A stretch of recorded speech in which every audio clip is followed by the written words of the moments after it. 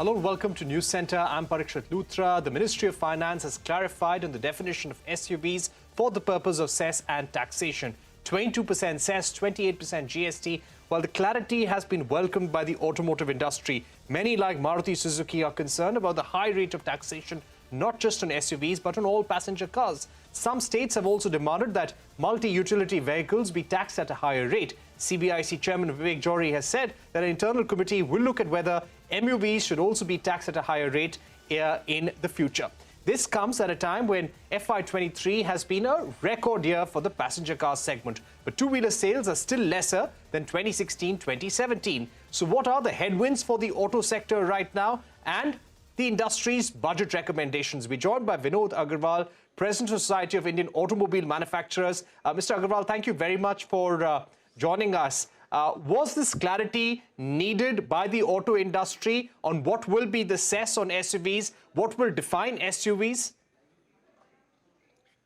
Absolutely. I think that was the long-pending requirement from the industry, because the definition earlier provided only the engine capacity of more than 1500 cc and popularly known as SUV.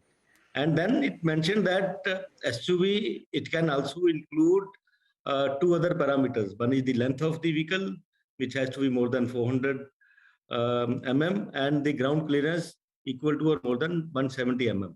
But these two conditions were not mandatory. These were only saying that this also includes. So therefore, it was prone to misinterpretation. The industry had been requesting that SUV has to meet all these conditions to become the SUV. Which the government has clarified now, which is a very, very welcome step, and it will put to rest a lot of litigation. Right. On the issue of MUV, some states have demanded that it should also be taxed as an SUV. The CBIC chairman has said that an internal committee will look at this demand now. Would you be in favor of this high tax rate on MUVs as well? But SUVs are very clearly defined. The engine capacity has to be more than 1500 cc. The length has to be more than 4000 mm, and ground clearance has to be more than 170 mm. Any vehicle which doesn't meet these conditions, that should not qualify for additional cess. Right. On the issue of taxation on vehicles and cess, a lot of companies, including Maruti Suzuki, have expressed concern about this high tax rate hampering the growth of the industry, especially of the entry-level segment. Is that a growing concern for you as well, Mr. Agarwal? GST and the taxes have been the long pending demand of the industry. We had been requesting the government to rationalize the taxes. But at the same time, GST is a matter which is decided along with states. So therefore, this is not a point that has to be raised at the time of pre-budget memorandum. So therefore, what we have requested the government is that they should continue with the growth-oriented approach for this budget, so that more and more money can be spent on the development projects or the infrastructure projects, because that is very important for our economy and growth. And so that's what we have also requested government, that continue with the growth-oriented approach with more capex. Like last year, they provided 750,000 crores, which was very good. So we have requested that the similar approach should be followed. The other thing which is very important is that, as you have mentioned, we have seen that even though the passenger car overall market is doing very well, and we are likely to touch all-time high. But if you look at the composition of passenger cars, in the earlier peak year of 18-19, around 25% were the multi-utility vehicles. Now, more than 50% are the multi-utility vehicles. So whereas there has been good growth in the multi-utility vehicles, the entry-level cars or the sedans, which are less than 3,600 millimeters length. Now, those that industry has not grown, or that has dropped little. Similarly, entry-level motorcycles or entry-level scooters, that also has dropped significantly. Even though the motorcycle market overall might drop by maybe 10 to 12%. However, drop in these entry-level scooters or 75cc to 100cc motorcycle, that can be as high as maybe more than 20%. So therefore, that is a concern. And that's why we have also requested that these entry-level cars and scooters, they are also purchased more in the rural economy. So if we can boost the rural economy through some means, that will be good for the industry. So that is what we have requested the government, that we Right. should put some incentives for the rural consumers. Right.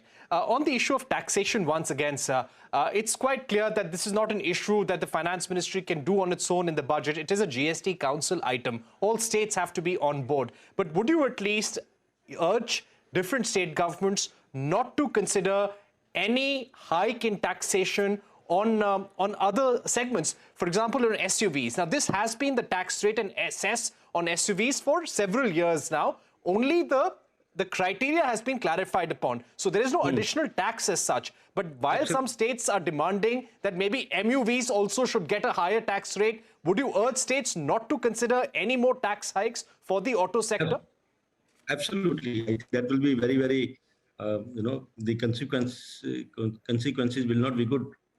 So I think we should not put any additional taxes. Right. I would also like to ask you about some of the headwinds, some of the pressures that you feel are there for the auto sector right now, Mr. Agarwal, things that could affect the growth of the sector in the coming few months.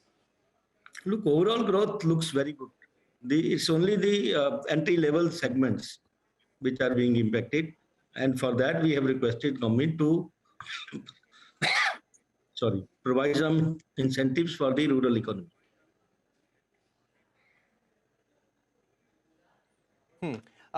On the issue of electric vehicles, how do you see the EV industry taking off in the year 2023? This has been a record year, though on a low base for electric vehicle cars, electric two-wheelers, three-wheelers as well.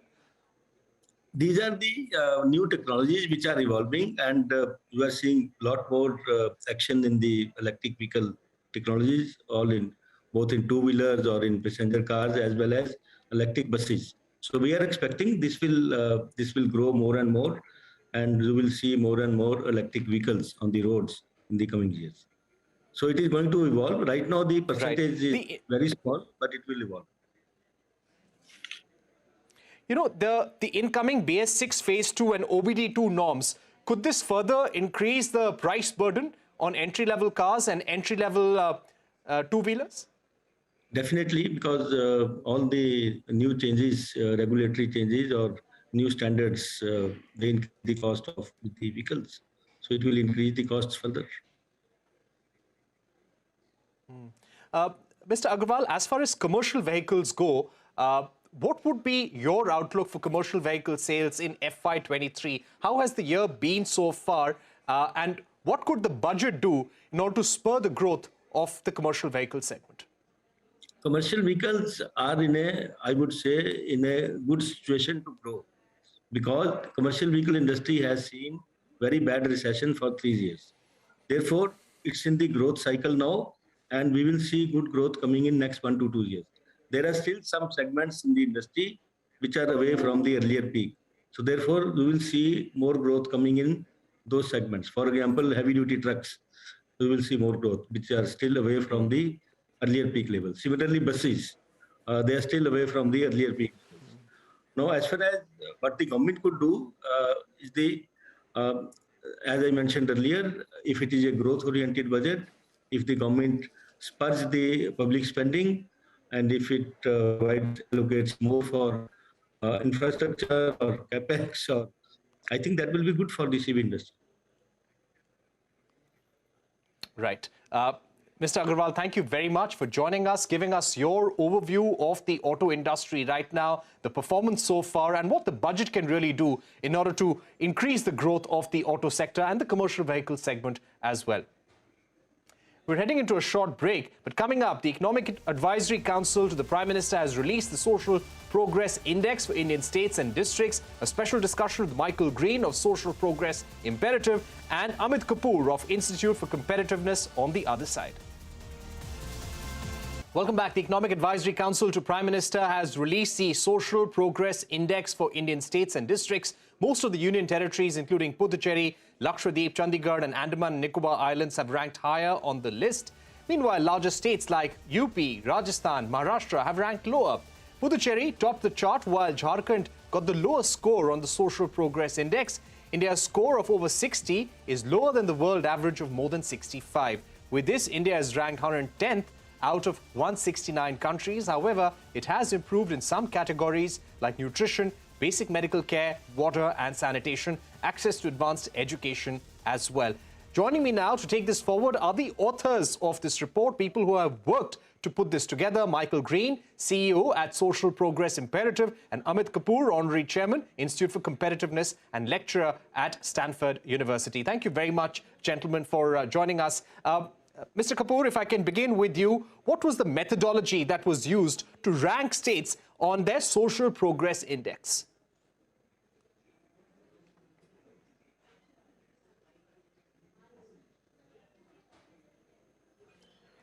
You're on mute, sir. I'm sorry, Parikshit. So, Parikshit, in terms of the process, like what it was, the first was to really get the framework right in the Indian context. So what we really looked at was that how do we really assess states and districts across the board? Can we actually have a consistent set of data and data points for states and districts? So what we did in the methodology was that for the states, we looked at 89 indicators, which were looking on 3 distinct pillars. And those 3 distinct pillars were looking at the idea of, like, does the country provide for the essential needs? What are the kind of opportunities that are available for people to reach full potential? Or what are the building blocks that are available for communities to enhance well-being? So those were the 3 broad ideas that we were actually trying to run. 89 indicators on at the state level and 49 indicators for the district level. But of course, we looked at 707 districts because the district numbers change over a period of time. We have a little over 760 districts in India, but we have been able to do this study for 707 districts. But if you really look at the process, the idea is to really move forward and take it deeper and really create a longitudinal analysis. But in terms of the methodology, the process was very robust because we have actually tried to really make assertions or create an index wherein the data works together. We have used the sophisticated statistical techniques like alpha KMO calculations to make sure the data speaks volumes. And in terms of the data integrity, this was one of the most important steps that we had actually taken, wherein we actually looked at all the governmental data. We did not go for surveys because, like there can be severe criticism for surveys. We looked at hard data and we looked at outcomes. Rather than anything else, it's about the outcomes. Because when you talk about investment is an important thing to do because that is what is going to really drive outcomes. But in this case, all indicators were outcome driven. And that is what we have actually looked at within the index. Right. Michael Green, if I could ask you about some of the components that you were looking at, for example, personal freedom, choice, shelter, water, sanitation. We've seen the union territories, especially Puducherry, ranking the highest. What were some of these union territories in India doing better? What were some of the policies on the ground which have performed well, which enabled you to come to this ranking? Thanks, very appreciate it. I mean, really what we're looking at with the Social Progress Index is trying to get a comprehensive measure of a region, of a state or a district's social progress. And in doing so, we're trying to really sort of mirror what's being looked for in things like the Sustainable Development Goals. So as you say, it ranges everything from basic things like food and nutrition and water, all the way through to personal freedom and choice. That's the range of things that we're looking at. As you say, what we find at the state level is that some of the smaller states and union territories perform best. That's something we find quite broadly. I mean, the Social Progress Index has been around for 10 years. We've been comparing all the countries of the world for the last 10 years. We've measured regions of the European Union, states of the United States, cities in the US. So we're a very widely applied tool. And in general, we do find that smaller states tend to do better. I think that's just because they're more manageable. It's easier more administratively compared to bigger states to manage. So there's an advantage in being small across the piece in social progress. Bigger places are just more complex. So I think it's also very important that we don't look about saying, how does Puducherry compare to a big state like Maharashtra? You're not necessarily going to get direct lessons from a small union territory to apply to a big state. So I think when we look at these results, it's very important to sort of compare like with like. Who's the best performing big state? What can they tell for the other big states? Also, where they might have demographic similarities. So you need to drill into this data to really see where the lessons are. And I think it would be unfair just to say Puducherry is doing well, therefore the others are doing badly. I think that would be a false conclusion. Right. Mr. Kapoor, coming to you, of course, some of these union territories, they're easier to manage. You can implement policies more effectively. But what can states like Uttar Pradesh, Odisha, Madhya Pradesh, Assam, Bihar, Jharkhand, which are ranking much lower on your index, what can they learn from some of these union territories when it comes to higher indicators of social progress? What can they do better when it comes to implementing their policies? So, again, Parikshit, this is a very, very important question for us to really understand, because when you really talk about like a state of Uttar Pradesh, a state of Uttar Pradesh could be the size of multiple countries in Europe. So the idea is to really go deeper into understanding what Uttar Pradesh is all about. Like, it has 70-odd districts and how the districts perform. And we have to understand as to what is the lacking aspect in those districts. Because to really just say that Uttar Pradesh is absolutely all about low social progress would be wrong, because there are districts within Uttar Pradesh which do exceedingly well, which are again in the top one tier of the aggregation that we have actually looked at. So we have districts which are performing well out there, but there are districts which are actually left behind. But having said that, what we can do is, with this scorecards that we have actually created, we can look at what is the lacuna within each of the districts and really focus on those. So the policies that the government makes or the district administration makes can actually focus on some of the drawbacks or the things which are not available in a certain set of locations. Because if you can't compare, as we were saying, that you can't compare large states to a smaller state. Similarly, you cannot compare a place like Noida or Lucknow to a place like Raebareli. The things that we need to do for Raebareli are hugely different for a place like Lucknow. And similarly, like what is going to be happening in Puducherry is something very different from Chandigarh itself. Because when you are a smaller entity or a smaller geographical area, it becomes a lot easier for us to give services to people, to really look at the social progress aspect there. But for a larger state, the challenge is much larger. But if you really look at places like Maharashtra, Orissa, or the states which are, say, in the lower tier, they have performed well if you really start looking at the smaller areas of geography. But the challenge is going to be, how do we really move into the smaller districts?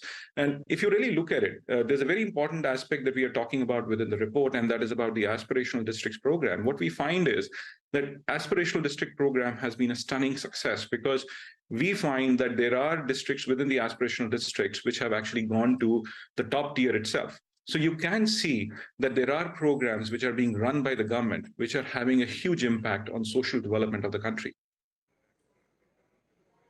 Mr. Kapoor, if I were to also ask you about one of the indicators that you focused on, personal rights, personal freedom, choice, inclusiveness, and access to advanced education. What was probably missing in some of the states when it came to personal rights, personal freedom, and choice? And which segments of policy making or the job market did you actually look at when you were trying to understand the performance of the state on these indicators of personal rights, personal freedom, and choice? So if you really look at it, like the way we are talking about personal rights or personal freedom, we have to go and dig deeper in terms of understanding what are the indicators that we are looking at. So when we really talk about something like, say, land ownership, are there appropriate registration mechanisms available there? Are there any kind of human trafficking violations that are happening? What is the ease of access to judiciary? Similarly, when you talk about personal freedom and choice, child labor has a huge implication. And there are evidences that there are certain bits of child labor that are there within some set of states. So we need to really take care of those. So now we know, and this is hard data from Government of India itself. We have looked at NSSO, or we have looked at Aisha data, and so on and so forth. So we are looking at the data from the government to really come out with this idea that there are challenges there. So we are looking at a very broad construct of idea of personal rights, or personal freedom and choice, or either when you say inclusiveness, like how well are we really integrating people within the system? And I think what is really happening is that we are seeing huge sets of changes and positive changes in this. In fact, one of the indicators that we are really talking about is, say, access to finance. If there is one country which has improved significantly in the last few years on access to finance, it is India. The whole idea of Jan Dhan Aadhaar Mobile, if we track it on this data, you would notice that Jan Dhan Aadhaar Mobile or the JAM Trinity has been an initiative which any country can actually emulate, like whether it's a developed country or a developing country, they can emulate the huge governance mechanism that India has actually been able to pull through in the last 8 to 10 years. Right. We've run out of time, but Michael Green, if I can put one quick question to you, if you can answer briefly, what about gender equality, greater representation of women in policy making, in government, and also in the labor workforce? How did states perform on that indicator? How important was this aspect in your study? Obviously, that's a critical factor. So what we try to do with the Social Progress Index is make sure that each of the 12 components of the model has a gender perspective. So on different aspects, we'll see very different performance. But you're not going to have national development without women's development. And that's very clear, and that emerges clearly in the data. Right. We've run out of time, but Michael Green, Amit Kapoor, thank you very much for joining us on this broadcast, telling us about the Social Progress Index and what states need to do to perform better, and look at some of the examples of the smaller states of the Union Territories as well. Shifting focus now to a special conversation. A modern car with connected features has more lines of coding than a fighter jet and requires nearly 2 terabytes of storage space. That's the word coming in from data storage company Western Digital. In an exclusive conversation with Ashwit Kumar, Khalid Bani of Western Digital say that they're eyeing the automobile sector to power growth. When we look at the automotive and the transportation industries, particularly in India, we are at the beginning of the cusp of disruptive technology phase. The consumer demand for increasingly sophisticated and connected vehicles, and a result of that, the connected car market is going to witness a massive growth. When you look at the India's connected car market in itself, it's valued at around $9.8 billion, or it was valued at $9.8 billion in the year 2021, and the projected growth in this space is expected to be roughly around $33 billion by the year 2026. So massive, massive opportunity from a growth perspective. Now, we all know that the increasing intelligence that is being built in cars with applications such as dashboard cameras, the digital clusters, the ADAS systems, and of course the AI-based technology, which, by the way, is once was only available on extreme high-end vehicles, has now started becoming mainstream. And with that, we estimate that in the next decade or so, to support the needs of the in-vehicle storage at different autonomous levels, it's important to understand that vehicles would be operating in different autonomous levels, level 1 through level 5. We anticipate that each an average car would require data storage of anywhere between 2 terabytes to around 11 terabytes of storage capacities. Cars are going to practically have their own digital cockpits. That's an interesting way to look at it. But just tell us, as far as modern cars are concerned, we've seen a whole host of new features being launched as a part of these cars. We're talking about very integrated infotainment systems. We're talking about a lot of features that modern cars come with. Can you tell us what is the factor that is contributing towards these cars turning into what you call data centers on wheels? Yeah, you know what? It's a very, very important and an interesting question that you asked, right? When you look at cars of future, the cars of future are going to be practically connected data centers, right? And data centers which are actually going to operate in various areas, right? I mean, you're talking about almost 70% of cars that are expected to be connected by the next decade or so across the global markets that would be operating across 5G connectivity. So you're talking about cars which are able to interact with various data sets and data sources and gather data and information which could be used in different ways. All right, we are getting some important information. SEBI chairperson Madhabi Butch is addressing the media on crucial board decisions. Let's cut across. The area of their operations is really to act as a first-level regulator. So they not only need to be very careful about their own compliances with the regulations, but also to look at the compliances by the registered brokers, by the registered DPs, by the listed entities. And it was the committee's finding that perhaps these three different roles that the MIIs have were not getting adequate and equal importance.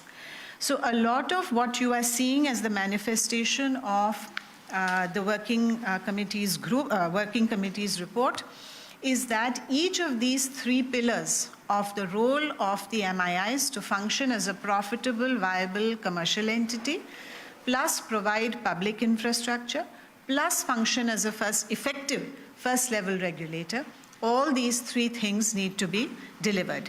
So that is really the central thought, and it is reflected in almost everything that you see here, whether it is the proposed structure of MIIs, the nature of board governance, the accountability of the KMPs, the code of conduct, and this is, an important piece you would have noticed on page 3, item number 12, that board members and KMPs will be held accountable if they are aware of wrongdoings but have not appropriately reported the same. Because you're not just another entity, you're a market infrastructure institution, and if you become aware and you do not report, then you are complicit.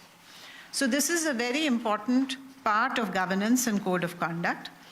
And overall, therefore, the objective is that this should bring in much more balanced operations of the MIIs with a lot of transparency and accountability. We then move on to item number 2, which is the buyback of securities. I think that has already attracted a lot of interest. I think somebody in the media reported that SEBI has picked out its favorite mode, and which is true, because we feel that the tender route is the more equitable route to buyback, and that the other routes are vulnerable to favoritism, let me say, because nobody really knows that in the exchange mechanism, when is the company going to come in order to buy back the shares, and only a few people may be aware of it, and benefits may flow to those few people. It is not an equitable mechanism. And in that context, we are therefore seeking to phase out the stock exchange route for buyback. But in the interim, since we don't want to have any knee-jerk reaction to anything, and we have given a glide path, in the interim, we propose that there will be that minimum utilization of the earmarked amount should be increased from 50% to 75%, which means that if you announce a buyback, you must at least do 75% buyback. And also that there will be a separate window on the stock exchange. It cannot be nebulous, and it matches with just anybody. There is a separate window for buyback. And that will also assist going forward in terms of identifying the tax-related issues, which are important in the whole buyback mechanism. The tender offer route, we are trying to optimize by reducing the timeline, and you will notice that one of the things that we have done, in SEBI, we've spoken about ease of doing business, of business process re-engineering, and you would have noticed on page 4 that we are completely removing the requirement of filing a draft letter of offer with SEBI and awaiting our observations. It's just eliminated. So there we believe that this is a already listed entity. It has ongoing disclosure requirements. They are making public their intentions, and there is no need for SEBI to have any additional requirements or to make any additional observations, and people are expected to comply with the laws of the land. So removing altogether the requirement of filing and observations, which saves time, and also cutting short the tendering period and the period requirement for payment. We have now all digital payment mechanisms, so there's no reason for it to take so long. We're also permitting upward revision of the buyback price right up till 1 day prior to the record date. Right? And why the record date? Because naturally, if somebody is taking a decision on the basis of the buyback price, then he needs to know that before the record date is recorded and the cutoff is made. There's also some mandatory dissemination of information that is in line with our usual philosophy of disclosure and transparency. And overall, we hope that this will really streamline the buyback process, also create a level playing field for all investors once the stock exchange route is phased out. The third is a very important piece of regulation. It is facilitative in nature. In the mutual fund industry, as you know, that right now all the online platforms are either registered as brokers or investment advisors, and they need to comply with a very large set of regulations which were never really designed or intended for somebody who is offering merely an execution platform for direct plans of mutual funds.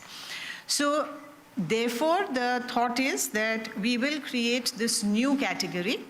And in this new category, people will then be free to be able to offer this facility, which has anyway become very popular amongst investors, to go online and to directly invest in direct schemes and direct plans of mutual funds. But the offerer need not comply with a whole host of either broker regulations or investment advisor regulations. They comply only with the specific regulations related to execution-only platforms. So hopefully this will make it a lot easier for people to offer this while complying in a very convenient way. Of course, also we have brought in the whole concept of investor protection into this whole framework. Essentially, the advisory committees on this subject and the consultation papers, there were two models which were proposed. We finally decided that we as a regulator don't need to pick favorites on this one. We are okay. The first model, which is called Category 1, is where the platform operates as an agent of the AMC. So he gets paid by the AMC, he has a contract with the AMC, and he's functioning as an arm of the AMC, registered with AMFI, because the AMFI is the sort of a trade body for the AMCs. So they will not register with SEBI at all. They will be treated as agents of the AMCs, and whatever regulation we need to do will be via the AMCs. The second model is Cat 2, where the execution-only platform is an agent of the investor. And then he has to be registered as a stockbroker, but this will be a limited purpose stockbroker so that he doesn't have to comply with needless regulations. And here they will be registered with SEBI. SEBI will give the registration and the investor will pay because he's an agent of the investor. So both models will be available and people will be free to pick whatever works for them. The next item is very, very critical, I think, to us in SEBI. While we celebrate technology and all that it can do to democratize access to the markets, we also worry about cybersecurity. We also worry about disruption of trading services, not every time because of cyber attacks, but simply because when businesses grow very large and the technology begins to become a little dated, it doesn't always hold up under pressure. And we worry that particularly where this risk is concentrated in terms of some of the large brokers today that we have, then the investor is left with no alternative. If his broker is down and his position is open and the market is volatile, he is very, very vulnerable. So the objective here is to provide a mechanism for such investors to come directly to the exchange, to close out their positions and to close their and to cancel their orders. So this direct access will be facilitated only for risk reduction. They cannot increase positions while their broker is down. But if the broker is down for a certain period and there is a mechanism that has been described, then this alternative mechanism comes up and people are free to come, access their positions in the market, close them out, close their pending orders so that risk is reduced. So it's a risk reduction access to investors. And this can be triggered either at the request of the broker himself, because if he goes down and he sees that it's unlikely he's going to be able to come up soon, he can request the exchanges to trigger this, or even if the broker does not request. But suo moto, the exchanges feel that this has been taking too long, the broker is not able to come up, it's a volatile day, then they can automatically, or they can suo moto trigger this facility and let the investors know that they have an alternative option to come here and execute their risk reduction trades. This would be a first across the globe. It's a very, very important initiative from our perspective. It will require building of systems and execution. So we expect that roughly in the third quarter of 23-24 is when this will go live. But all the planning and the working and the building will happen in the interim. Next item is a sort of linked item in the sense that it talks about stockbrokers who will henceforth be designated as qualified stockbrokers. You're probably aware that 3 of our RTAs, that is registrar and transfer agents, are called qualified RTAs because they handle very, very large volumes of investor data and transactions. And they have certain additional requirements which they have to comply with over and above what regular RTAs have to comply with. So similarly over here, in order to address the concentration risk which exists in our market today, there are, as you know, for instance, the top 10 or top 12 brokers will account for very, very large percentage of the market volumes. So in order to mitigate the concentration risk, what is proposed is that on the basis of some very transparent criteria, first of all, certain brokers will be identified or designated as qualified stockbrokers, and there will be an enhanced requirement on them in terms of risk management, of course, all types of risk, market risk, IT risk, cyber risk, etc. Much higher standards will be expected of them. And there will be a higher obligation on the MIIs and on SEBI in terms of monitoring them as well. So for instance, in terms of our inspections, etc., frequency of inspection, regularity of review, etc., all of that, there will be a greater responsibility on the MIIs and on SEBI as well. The next item is relating to FPIs. As you know, we had a few months ago constituted a dedicated standing committee for FPIs to be able to focus on their requirements. They are an important stakeholder in our markets. And one of the first things that they wished us to take up was to have an easier onboarding process and a registration process. And based on the recommendations of the working group that was constituted under the aegis of that committee, a number of recommendations have come, including processing of papers based on scanned copies, digital signatures, SWIFT mechanism to get confirmations from overseas bankers, and so on. Certain risk mitigation measures are also in place, so it's not as though only scanned copies will be used. The plan is really because they need a number of registrations and accounts to be opened. So what happens is that it all becomes sequential and everything has to wait for the next thing.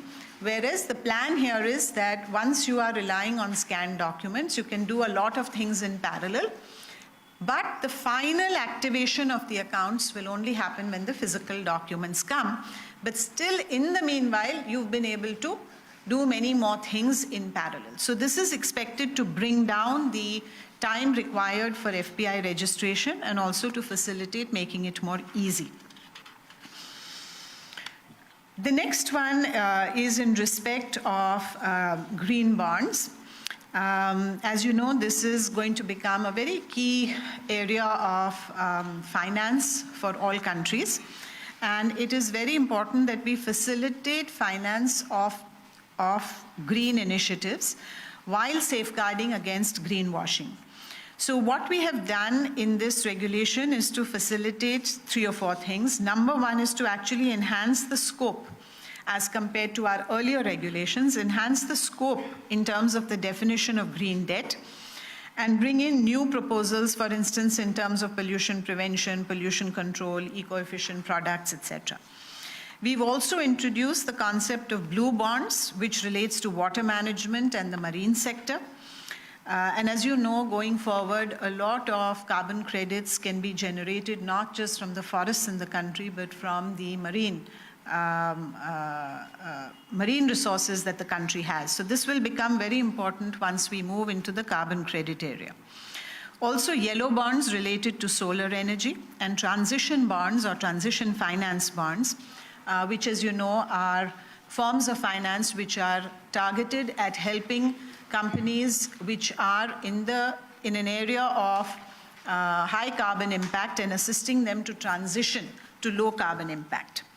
So each of these areas is very important to us, but at the same time, we also needed to address certain greenwashing related risks. And this is something that also we are proposing in the regulation. As always, a glide path approach is being adopted. And time is being given to existing issuers because they are already there, they've already raised money in order to have a smooth transition to this regime. The next item, number 8, is again developmental in nature, ease of doing business, greater flexibility to the AIFs. So here what is proposed is that the AIFs, who up until now were only permitted to buy protection by way of CDS, will now be permitted to sell protection by way of CDS. And this is bifurcated depending on the category of the AIF.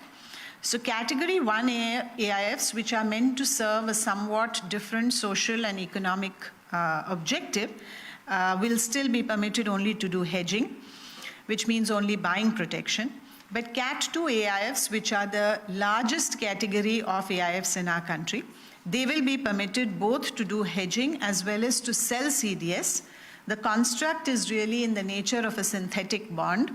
So basically what will happen is the AIF, let's say they have 100 crores and they want to create a synthetic bond on corporate XYZ. They will actually buy GSECs worth 100 crores, but then they will write or sell protection on company XYZ, and the two together will constitute a synthetic bond. So on the other side, whoever is the buyer of that CDS will get protection against that particular issuer.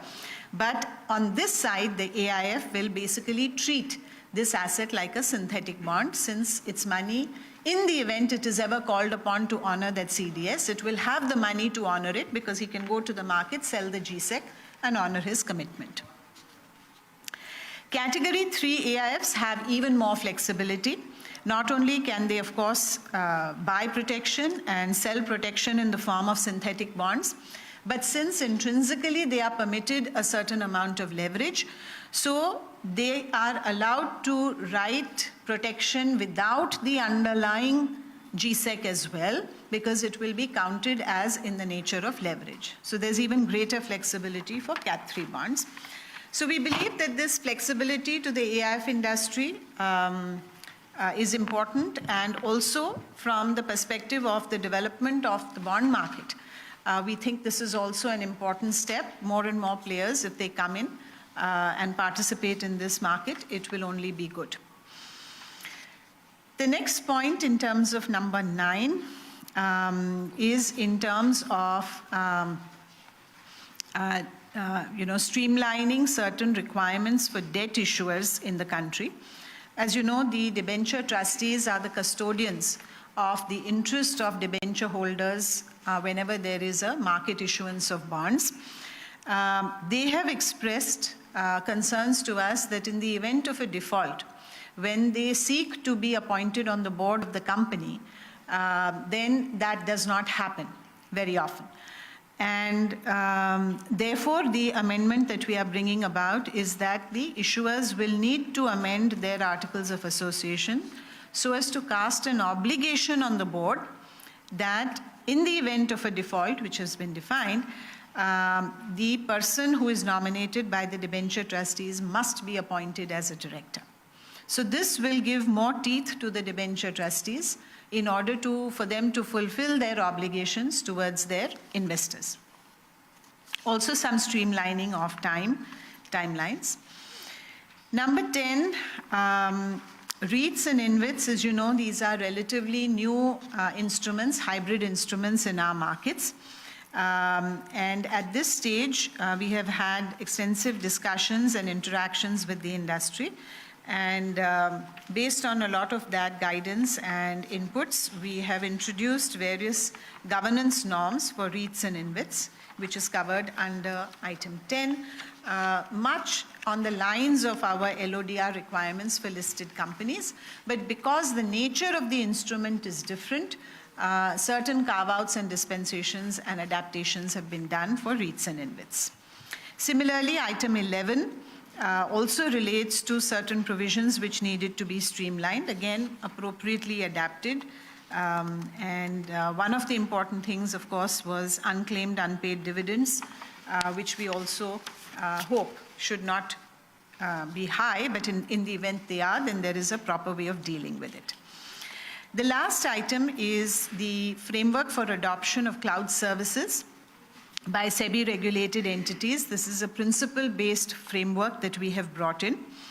And the objective really is to ensure that all our regulated entities address the issues of risk assessment, regulatory and legal compliances, have very clearly articulated rights, responsibilities, and accountabilities and sharing of responsibilities contractually with their cloud service providers. And also, at the same time, giving SEBI and other government agencies the right to access the data which is stored in the cloud wherever required, whenever required, in terms of any investigation, inspection, audit, etc. So the objective really here is to give the benefit to people. You know, some of them, they were hesitating to go on the cloud. They were not quite sure what was SEBI's views on this. And so the objective was to clarify that, yes, you can use cloud services, but naturally there is a lot of risk mitigation that you need to do in terms of protecting sensitive information that belongs to the investors. So this is a broad summary of what has kept us busy in the morning today. Happy to take questions. Thank you, ma'am. We're open for questions. Yes, Yash, CNBC. Good evening, ma'am, and to the board. I'm Yash from CNBC TV 18. Before I ask my question, I just want to have a little clarification. As far as the consultation paper on the tender route for buyback is concerned, it had a couple of more points. I mean, just to name a couple of them. The maximum limit was about 40% as compared to 25%. Also allowing 2 buyback offers in a year for net debt-free companies. That's correct. In the paper that we have in front of us, those couple of points are not there. So that's right. Because so the purpose was to get feedback from the market on the need for such a relaxation, etc. But as you know, those restrictions are governed under the Companies Act. They are not governed by SEBI. So therefore, first there has to be a proposal from SEBI to MCA to say this is what the market is desirous of doing. And therefore, can you consider relaxing those? And then in consultation only if that happens. So there is no point in our giving our approval when anyway there's a constraint from the other side. And the second is also that the consultation paper spoke of tax problems, right? As you know that our current provisions are not very fair, right? Peter pays for Paul's tax. Now that's not a very good idea. So therefore, we are also engaged with the ministry to discuss as to in what way this can be sorted out.